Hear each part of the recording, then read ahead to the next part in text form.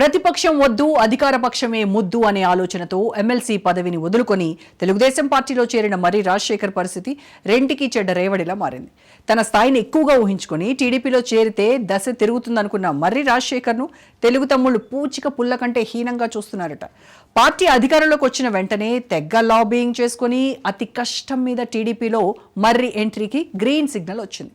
అసలు రాజశేఖర్ చేరిక వల్ల తెలుగుదేశానికి ఒరిగిందేమీ లేదన్నది స్థానిక నాయకుల నిశ్చిత అభిప్రాయం. అందుకే ఎమ్మెల్సీ పదవికి రాజీనామా చేసొచ్చిన మిగిలిన లీడర్లకు దక్కిన గౌరవం మర్రి రాజశేఖర్కు దక్కలేదన్న వాదన వినిపిస్తోంది. ఈ కారణం వల్లే కూటమి సర్కార్ ఏర్పడిన ఏడాది తర్వాత గానీ మర్రి టీడీపీలో చేరేందుకు లైన్ క్లియర్ కాలేదని తెలుగు తమ్ముళ్లు గుర్తు చేస్తున్నారు.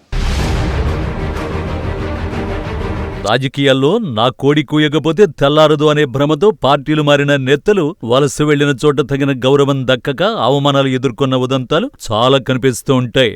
తాజాగా చిలకలూరిపేట రాజకీయాల్లో నేనే కింగ్ మేకర్ననే ఊహల్లో విహరించిన మర్రి రాజశేఖర్ భ్రమలు కూడా తొలగిపోయాయి. వైసీపీ అధికారంలో ఉన్నంతకాలం జగన్కు భజన చేసి ఎమ్మెల్సీ పదవి తెచ్చుకున్న మర్రి ఎన్నికల్లో కూటమి విజయం సాధించిన వెంటనే ప్లేట్ ఫిరాయించి తెలుగుదేశానికి జేకొట్టేశారు. ఎమ్మెల్సీ పదవికి రాజీనామా చేసి టీడీపీలో చేరిన వెంటనే అక్కడ బ్రహ్మరథం పడతారని మర్రి రాజశేఖర్ తెగ ఊహించుకున్నారు. కానీ కాకలు తీరిన లీడర్లుండే టీడీపీలో రాజశేఖర్ వంటి చాలా మంది గాలివాట నాయకులను చూశామని స్థానిక నాయకులు బహిరంగంగానే కామెంట్ చేశారు. హైకమాండ్ మర్రి చేరికకు గ్రీన్ సిగ్నల్ ఇచ్చిన స్థానిక నాయకులు పెద్దగా ఇంట్రెస్ట్ చూపకపోవడంతో తెలుగుదేశంలో అధికారికంగా చేరేందుకు 6 నెలలు పట్టిందన్న వాదన వినిపిస్తోంది. ఇప్పటికే చిలకలూరిపేట టీడీపీలో అతిరథ మహారథులున్నారని, వారిని కాదని మర్రి రాజశేఖర్ వరగబెట్టేదేముందని లోకల్ లీడర్లు పెదవి విరుస్తున్నారట. చిలకలూరిపేటలో మర్రి మాయమాటల్ని నమ్మేందుకు అక్కడి ప్రజలు కానీ తెలుగుదేశం నాయకులు కానీ ఎవరూ సిద్ధంగా లేరని, అందుకే ఆయన చేరికను లైట్ తీసుకున్నామని తెలుగు తమ్ముళ్లు కుండ బద్దలు కొట్టారు.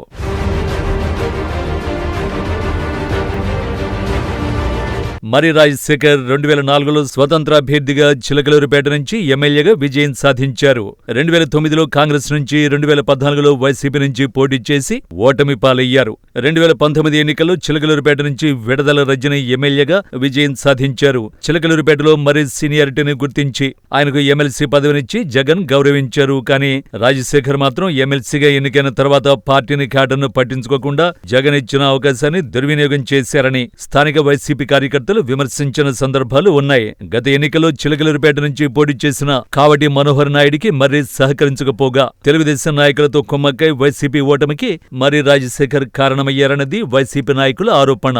ఇలా మర్రి తిన్నింటి వాసాలు లెక్కబెట్టారని, ఆయన టీడీపీలో చేరుతారని ప్రకటించిన వెంటనే వైసీపీ క్యాడర్ సంబరాలు జరుపుకున్నారని చెబుతున్నారు. మర్రి నిష్క్రమణతో వైసీపీకి పట్టిన గ్రహణం వేడిందని, ఇంకా కొత్త వారికి అవకాశం దక్కుతుందని స్థానిక లీడర్లు మండిపడుతున్నారు. మర్రి రాజశేఖర్ టీడీపీలో చేరుతారని ప్రకటించినప్పుడు ఆయనకు పట్టుమని 10 మంది వైసీపీ నాయకులు కూడా మద్దతు తెలపలేదని, దీన్ని బట్టి చిలకలూరిపేటలో ఆయన పరపతిని అర్థం చేసుకోవచ్చనే వాదన వినిపిస్తోంది.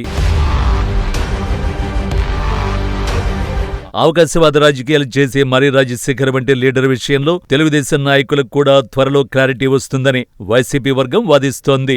అన్నం పెట్టిన చేతిని నరికేయడం మర్రికి అలవాటేనని, తెలుగుదేశం కండువా కప్పుకున్న తర్వాత ఆయన చేయబోయే డ్యామేజ్ కి తెలుగు తమ్ముళ్లు సిద్ధంగా ఉండాలని వారు హెచ్చరిస్తున్నారు. మరోవైపు ఈ హెచ్చరికలపై అటు టీడీపీ నాయకులు కూడా ఘాటుగానే స్పందిస్తున్నారు. మర్రి ఎలాంటి చిల్లర రాజకీయాలు చేసినా డోంట్ వర్రీ, ఇలాంటి లీడర్లను ఎలా హ్యాండిల్ చేయాలో పత్తిపాటి పుల్లారావు వంటి సీనియర్లకు బాగా తెలుసు అని, ఏదైనా ఓవర్ యాక్షన్ చేస్తే వెంటనే వైర్ కట్ అయిపోతుందని తెలుగు తమ్ముళ్లు హెచ్చరిస్తున్నారు. మరోవైపు మర్రి రాజశేఖర్ అనుచరులైతే ఆయన పరిస్థితిని తలుచుకుని కుమిలిపోతున్నారట. జగన్ ఎమ్మెల్సీ పదవి ఇచ్చి గౌరవిస్తే దాన్ని కాలితో తన్నేసి ఇప్పుడు టీడీపీలో చేరి 100 మంది లీడర్లలో ఒకటిగా మర్రి సైడ్ అయిపోయారని, ఇప్పటికైనా తెలుగుదేశం పార్టీలో కుదురుగా ఉంటూ కమిట్మెంట్ తో పనిచేస్తే ఎప్పుడో ఒకరోజు మంచి పదవి వస్తుందని వారు అభిప్రాయపడుతున్నారట. వైసీపీ లీడర్లైతే ఇక మర్రి రాజశేఖర్ అవుట్డేటెడ్ పొలిటీషియన్ అయిపోయారని, ఆయన వల్ల ఎవరికీ ఏ లాభం లేదని పెదవి విరుస్తున్నారు.